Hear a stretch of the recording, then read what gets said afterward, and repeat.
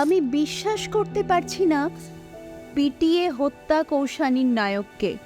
হতাশ হয়ে যা যা বললেন স্তব্ধ নায়িকা। সবটা জানলে চোখে জল আসবে আপনারও। উত্তাল হয়ে উঠেছে বাংলাদেশ। প্রধানমন্ত্রিত্ব ছেড়ে দেশ ছেড়েছেন শেখ হাসিনা। শ্রাবন্তী কৌশানীর নায়ক শান্ত খানকে পিটিয়ে হত্যা করা হয়েছে। দেব অঙ্কুশদের ঘনিষ্ঠ তথা শাপলা মিডিয়ার কর্ণধার সেলিম খানও মৃত। কাঁপছে বাংলাদেশ। নায়কের মৃত্যুর খবর শুনেই ভেঙে পড়েছেন কৌশানী। বললেন, আমি বিশ্বাস করতে পারছি না সত্যি এটা হয়েছে। আমার সঙ্গে ছাড়াও টলিউডের অনেকেরই শাপলা মিডিয়ার সেলিম ভাইয়ের সঙ্গে যোগাযোগ ছিল। শান্তর চাঁদপুর এলাকার নিজের একটা রাজত্ব ছিল।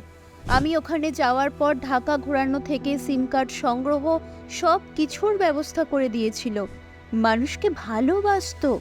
আমি যেহেতু অভিজ্ঞতায় বড়, আমার থেকে নানান উপদেশ নিত। আমি ভাবতেই পারছি না এমন। শান্তর সঙ্গে কৌশানীর পিআরএ ছবির কাজ কিন্তু শেষ ছিল, শুধু মুক্তির অপেক্ষা। কৌশানী তাই বললেন, এখন তো আর ছবিটাও মুক্তি পাবে না।